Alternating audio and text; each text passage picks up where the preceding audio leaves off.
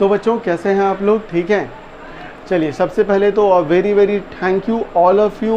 बहुत सारे लोगों का मैसेजेस आया मुझे और लगभग मैंने कोशिश की है कि सारे का रिप्लाई दे दें। अगर कोई छूट गया होगा गलती से तो I am really very sorry about that. बात करते हैं आज। तो सबसे पहली बात ये करते हैं कि पहले जो लेक्चर आया था और अभी जो लेक्चर आया है उसके बीच में फ़र्क क्या है। तो एक चीज़, एक सबसे बड़ा फ़र्क ये है कि एक बीमारी आपके मोबाइल में थी पहले और पिछले लेक्चर के टाइम, और इस लेक्चर में वो बीमारी आपके मोबाइल में नहीं है। उस बीमारी का नाम है पबजी, ठीक है? तो मतलब समझिए कि I am really very very happy. हम पक गए थे व्हाट्सएप स्टेटस देख देख के चिकन डिनर का। अरे भैया गेम को गेम की तरह खेलो ना। गेम था बस, बात ख़त्म। गेम था, चला गया, क्या दिक्कत? और किसी भी चीज़ में इतना नहीं लगना चाहिए, 8-8 घंटा 10-10 घंटा, वो गलत होता है। हाँ, माइंड फ्रेश करने के लिए आधा घंटा 1 घंटा एनफ क्या, मोर देन एनफ। तो मेरा सजेशन यही होगा कि जितना टाइम पबजी में देते थे उससे आधा टाइम फिज़िक्स में दे दो, भैया टॉप कर जाओगे। लिटरली बता रहे, सीरियसली टॉप कर जाओगे। 8 घंटा अगर गेम खेलते थे रात में 12 बजे से लेके सुबह 5 बजे तक, बहुत लोग खेलते हैं, हमको पता है। हम व्हाट्सएप स्टेटस देखते हैं, सुबह 4 बजे लगता है चिकन डिनर, 5 बजे लगता है। तो जितना टाइम वहाँ देते थे भैया, आधा टाइम भी यहाँ दे दो। फिज़िक्स में कोई दिक्कत नहीं होने वाली है। फिर ये पेपर ही ऐसा है, थोड़ा सा एफर्ट मांगता है आपसे। आप चाहता है ये पेपर कि आप पढ़ाई करें, आप इस पे मेहनत करें, तब ये आपका सपोर्ट करेगा। और अगर ये सपोर्ट कर गया, फिज़िक्स सपोर्ट कर गया, तब आप कोई भी एंट्रेंस एग्ज़ाम आराम से निकाल सकते हैं। तो खैर बात करते हैं आज के लेक्चर के बारे में। तो आज हम लोग क्या क्या पढ़ने वाले हैं? आज बहुत सारी चीज़ें पढ़ने वाले हैं, बहुत ही इंपॉर्टेंट लेक्चर होने वाला है। और स्टार्ट करने वाले हैं करंट डेंसिटी से। What is current density? तो नाम से ही जाहिर है कि करंट की डेंसिटी होगी, ठीक है? तो आइए देखते हैं कि करंट डेंसिटी होता क्या है। तो अगर करंट डेंसिटी के डेफिनेशन से स्टार्ट किया जाए तो ध्यान से देखिए क्या है ये। एनसीईआरटी के हिसाब से करंट डेंसिटी का जो डेफिनेशन होता है वो ये होता है कि current density for a point inside a conductor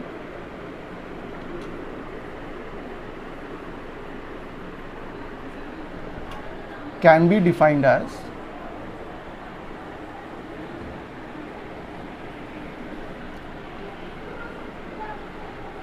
the amount of charge flowing per second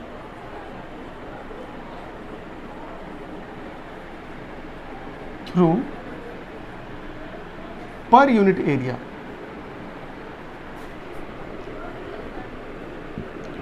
perpendicular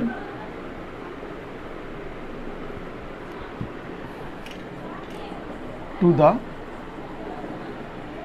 current inside the conductor। चलिए, तो आसान सा चीज़ नहीं है, थोड़ा कंफ्यूजिंग ज़रूर है। तो देखते हैं पूरा कि है क्या ये। मान लीजिए कि कोई एक कंडक्टर आपके पास है, मान के चलिए कि कोई एक कंडक्टर आपके पास है। हम कंडक्टर को आसान करने के लिए एक रॉड शेप का बना रहे हैं, ठीक है?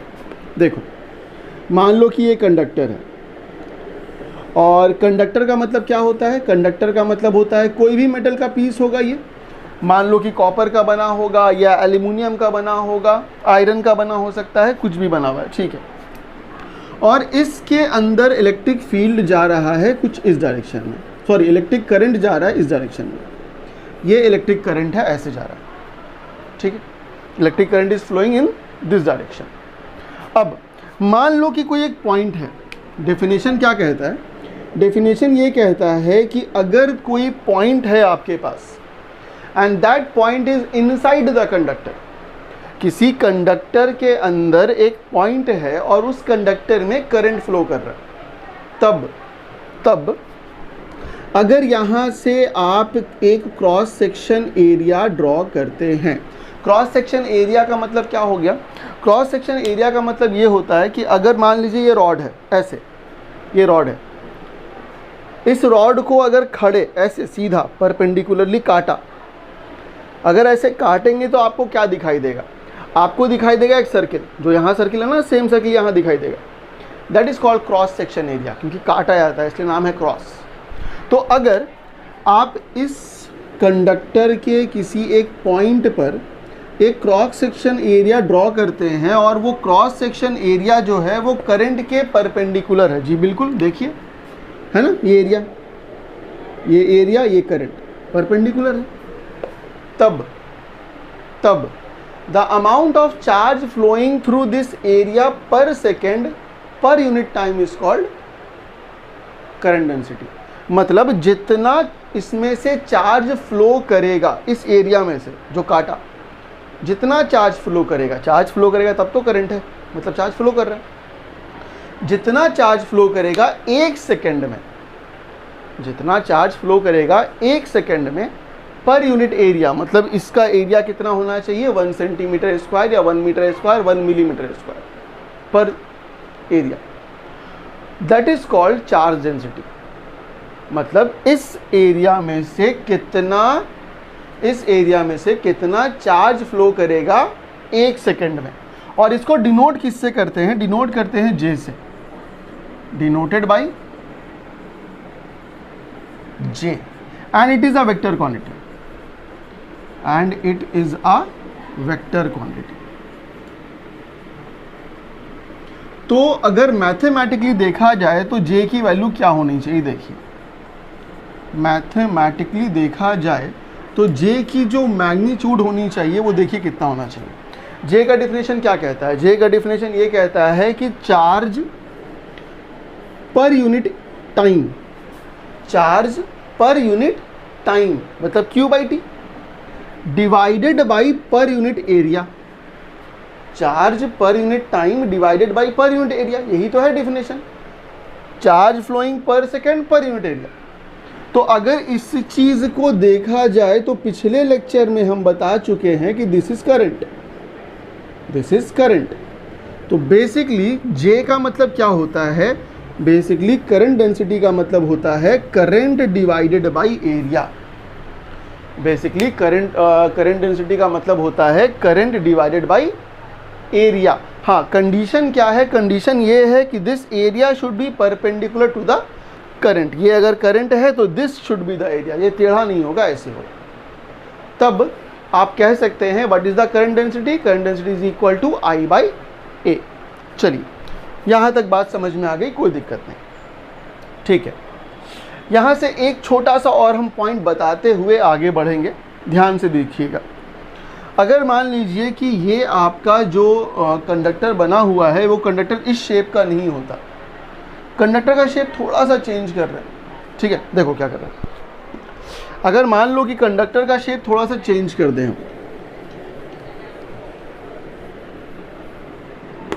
कंडक्टर को हम मान लो कि ऐसे बनाते हैं, कुछ इस तरीके से, ये मेरा कंडक्टर है, अब ऐसे बन सकता, क्या दिक्कत है? अगर मान लो यहां पर पॉइंट है, करंट तो ऐसे जाएगा ना सीधा, ठीक है, करंट ऐसे जा रहा है। अगर यहां पर एरिया लोगे तो ये एरिया कुछ ऐसे आएगा और करंट और एरिया वेक्टर के बीच में एक एंगल बनेगा थीटा। ये वाला जो एरिया होगा वो एरिया परपेंडिकुलर नहीं होगा। देखो डिफिनेशन में लिखा हुआ है per unit area perpendicular to the current. तो जब स्ट्रेट था तो कोई दिक्कत नहीं हुआ, परपेंडिकुलर है तो J बराबर I/A लिख दिया। अगर मान लीजिए आपका एरिया और करंट परपेंडिकुलर नहीं होगा तब क्या कीजिएगा? तब सेम यही चीज़ लिखाएगा लेकिन थोड़ा सा फॉर्म इसका चेंज कर जाएगा। J को आप लिखेंगे कुछ I/A cos थीटा। क्यों कॉस थीटा? क्योंकि एरिया का कॉस वाला कंपोनेंट इसके तरफ है। ये आई है ना, ये आई है, ये एरिया वेक्टर है। तो एरिया वेक्टर का कॉस वाला कंपोनेंट करंट की तरफ है, तो जो करंट की तरफ है वही ना लेंगे, तो ये वाला ले लिया। ठीक है, तो अगर इस चीज को देखा जाए तो J की वैल्यू हो गई I by A cos theta, जहां I करंट है, A आपका एरिया है, कॉस थीटा क्या है? थीटा है angle between area vector and current. ठीक है, थोड़ा सा ट्रांसफॉर्म करो, यहां से लिखा जा सकता है I बराबर J into A into cos theta. I बराबर J इंटू ए इंटू कॉस थीटा। ठीक है, J क्या है? J is a vector quantity. A क्या है? A is also a vector quantity, area vector है वो। तो अगर इसको देखा जाए तो ए बी कॉस थीटा, तो क्या इसको हम A डॉट बी के फॉर्म में लिख सकते हैं? J डॉट ए के फॉर्म में। I को लिखा जा सकता है ना J डॉट ए के फॉर्म में। देखो ये A की जगह पर, ये B की जगह पर, तो A vector dot B vector क्या होता है? A का मैग्नीट्यूड B का मैग्नीट्यूड कॉस थीटा। तो I बराबर हो गया J vector dot A vector. यहाँ से एक बहुत ही इंपॉर्टेंट चीज़ निकल के बाहर आई। करंट जब हम पढ़ाया था पिछले लेक्चर में, तो हम बोला था कि current is a scalar quantity. Current एक स्केलर क्वांटिटी होता है।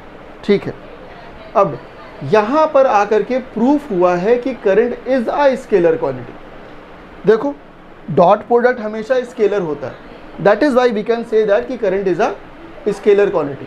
तो ये एक तरीका है आपको करंट को स्केलर क्वांटिटी प्रूव करने का।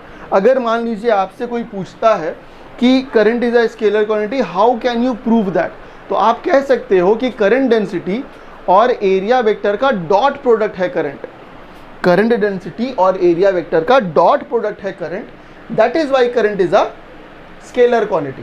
तो यहाँ पर नोट में लिख लीजिएगा, यहाँ पर नोट में लिख लीजिएगा, since current is a dot product, is a dot product of current density and area vector, thus it is scalar। इसीलिए ये एक स्केलर क्वांटिटी है। अब अगर ये समझ में आ गया तो बस आगे देखिए कि और आपको क्या देखना है इस लेक्चर में। एक बहुत ही ज़रूरी चीज़ पढ़नी है आपको। पिछले लेक्चर में आपने पढ़ा था रेसिस्टेंस, ठीक है। रेसिस्टेंस क्या था? रेसिस्टेंस था किसी भी कंडक्टर का एक ऐसा प्रॉपर्टी जिस प्रॉपर्टी के वजह से वो करंट के फ्लो होने से रोकता है, करंट को फ्लो होने से रोकता है, नहीं जाने देता, जिसको हम समझाया था स्पीड ब्रेकर के नाम से कि ये करंट के लिए स्पीड ब्रेकर का काम करता है। तो अगर रेसिस्टेंस का मतलब वो था, तो जो सेकंड टॉपिक है आपका वो क्या है? कंडक्टेंस। कंडक्टेंस क्या है? कंडक्टेंस के बारे में कहा जाता है कि ये रेसिस्टेंस का उल्टा है, एग्जैक्टली अपोजिट। रेसिस्टेंस क्या करता है? तो किसी भी मेटल में अगर रेसिस्टेंस है तो रेसिस्टेंस क्या करेगा? करंट को फ्लो होने से रोकेगा, करंट को फ्लो होने से रोकेगा। तो अगर कैपेसिटेंस क्या होगा फिर? कैपेसिटेंस वो प्रॉपर्टी हो गई, कैपेसिटेंस वो प्रॉपर्टी हो गई जिसके वजह से आपका जो कंडक्टर है वो करंट को फ्लो होने देता है। एग्जैक्टली अपोजिट हुआ ना। तो अगर इसका डेफिनेशन लिखें तो it is defined as a property of a conductor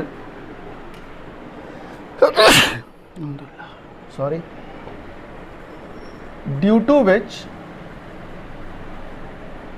it allows current to pass through it, to pass through it. एक ऐसी प्रॉपर्टी है किसी भी कंडक्टर की जिसके वजह से वो करंट को पास करने के लिए अलाउ करता है, ठीक है। और इसको डिनोट किससे करते हैं? It is denoted by capital G. किससे डिनोट करते हैं? कैपिटल जी से। Therefore we can say that, therefore we can say that conductance is reciprocal of resistance। Resistance का उल्टा। तो अगर G की वैल्यू लिखी जाए तो 1/R लिखा जा सकता है। अगर G की वैल्यू लिखी जाए तो उसको कह सकते हैं 1/R। तो अगर इसका SI यूनिट देखा जाए तो क्या हो जाएगा? R का SI यूनिट क्या था? ओम था ना। तो SI यूनिट क्या हो जाएगा? SI यूनिट हो जाएगा ओम पे पावर -1, है ना। नीचे में ओम है ना, ऊपर गया पावर -1। या फिर इसी चीज को आप लिख सकते हैं महो, MHO। उल्टा कर दो ओम को, महो। या अगर महो लिखने का भी मन नहीं है तो एक और यूनिट इसकी होती है साइमन। साइमन एक साइंटिस्ट का नाम था जिसके नाम पर इनको श्रद्धांजलि देते हुए आप SI यूनिट कंडक्टेंस का साइमन यूज़ करते हैं। तो आप चाहे ये यूज़ कर सकते हैं, चाहे ये यूज़ कर सकते हैं, चाहे ये यूज़ कर सकते हैं। तीसरी एक और डेफिनेशन आपको याद रखनी है, वो है कंडक्टिविटी। अब याद कीजिए ज़रा, रेसिस्टेंस पढ़ा था तो रेसिस्टेंस पढ़ते समय एक चीज़ पढ़ा था, रेसिस्टिविटी। रेसिस्टिविटी क्या थी? तो रेसिस्टिविटी किसी भी मटेरियल की एक प्रॉपर्टी थी। सेम उसी तरीके से कंडक्टिविटी भी किसी भी मटेरियल की एक प्रॉपर्टी होगी और उसको डिफाइन कुछ इस तरीके से करते हैं। अगर हम बात करें कंडक्टिविटी की तो देखिए कंडक्टिविटी क्या होगा? It can be defined as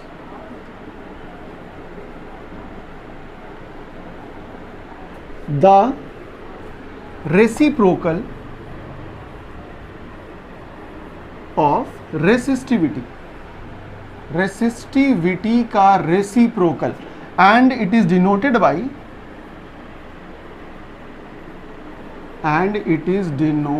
by, sigma. याद कीजिए रेसिस्टिविटी किससे डिनोट होती थी? रो से। तो अगर सिग्मा को लिखा जाए तो इसको कह सकते हैं कि 1/ρ के बराबर होगा, है ना। 1/ρ के बराबर होगा। तो अगर इसका SI यूनिट देखा जाए तो इसका SI यूनिट क्या होता है? ओम मीटर होता है। तो इसका हो जाएगा ओम -1 मीटर -1, है ना, दोनों नीचे में। या फिर ओम -1 की जगह क्या लिखते हैं आप? इसकी जगह लिखते हैं महो, तो महो पर मीटर। या फिर महो की जगह साइमन भी लिख सकते हैं, साइमन पर मीटर। तो ये 3 SI यूनिट आप यूज़ करेंगे अगर आप बात करेंगे कभी भी कंडक्टिविटी की, ठीक है। तो 3 चीज़ें हमने पढ़ी आज। व्हाट इज़ करंट डेंसिटी पढ़ लिया, व्हाट इज़ कंडक्टिविटी पढ़ लिया, व्हाट इज़ कंडक्टेंस वो भी पढ़ लिया। अब एक बहुत ही इंपॉर्टेंट चीज़ बताने जा रहे हैं हम इन चीज़ों के हेल्प से, ठीक है।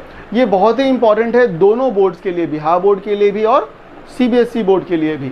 अक्सर पूछा जाता है और क्वेश्चन ये आता है कि आप डिराइव कीजिए ओम्स लॉ को, आप डिराइव कीजिए ओम्स लॉ को वेक्टर फॉर्म में।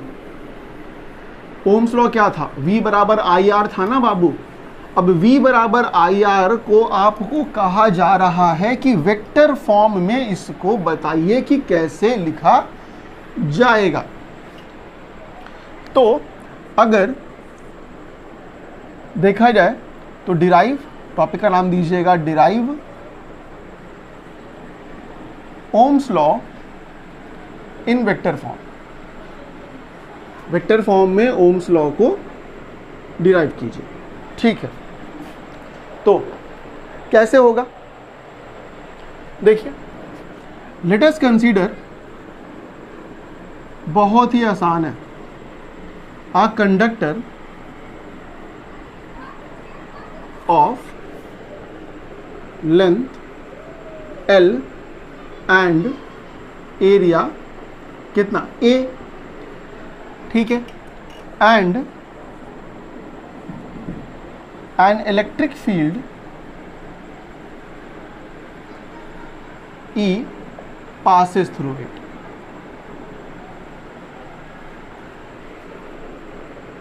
Through it. मान लीजिए कि आपके पास एक कंडक्टर है, उस कंडक्टर का जो लेंथ है वो कितना है L है, और उसका एरिया जो है वो कितना है कैपिटल A है, ठीक है। तो अगर देखा जाए तो एक चीज़ आप पहले से जानते हैं कि इलेक्ट्रिक फील्ड बराबर होता है वोल्टेज बाय लेंथ। बोलिए याद है कि नहीं, सेकेंड चैप्टर में देखा था ये चीज़। यहाँ पे माइनस dV/dl लिखा हुआ था, तो माइनस साइन को हम हटा दिया है, अभी सिर्फ हम क्या ले रहे हैं, मैग्नीट्यूड ले रहे हैं। तो यहाँ से अगर देखा जाए तो पोटेंशियल डिफरेंस या फिर voltage is equal to E into L कहा जा सकता है। बोलिए हाँ, ये तो कहा जा सकता है। अब ओम्स लॉ क्या कहता है? फ्रॉम ओम्स लॉ देखो, फ्रॉम ओम्स लॉ हम क्या कह सकते हैं कि V बराबर IR भी होता है, V बराबर IR भी होता है, और V बराबर EL हम पहले से जानते हैं। I को अपनी जगह पर छोड़ दें और R की जगह हम लिख दें रो L बाई A, तो कोई दिक्कत नहीं। इसको मान लिया इक्वेशन नंबर 2। अब देखिए ज़रा, ये भी वैल्यू है पोटेंशियल डिफरेंस की और ये भी वैल्यू है पोटेंशियल डिफरेंस की।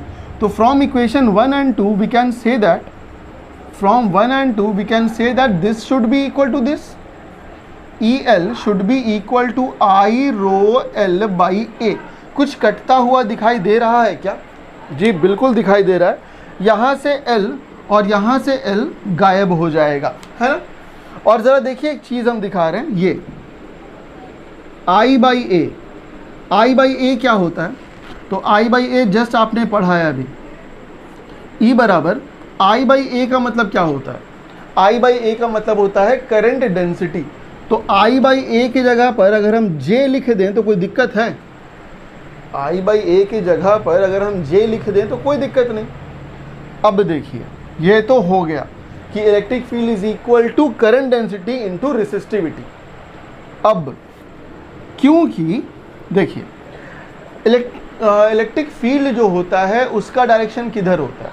तो उसका डायरेक्शन हमेशा पॉजिटिव से नेगेटिव होता है, ठीक है, पॉजिटिव से नेगेटिव होता है। करंट का भी तो डायरेक्शन सेम वही होता है ना, पॉजिटिव से नेगेटिव कंडक्टर की तरफ, ठीक। जे का डायरेक्शन क्या होता है?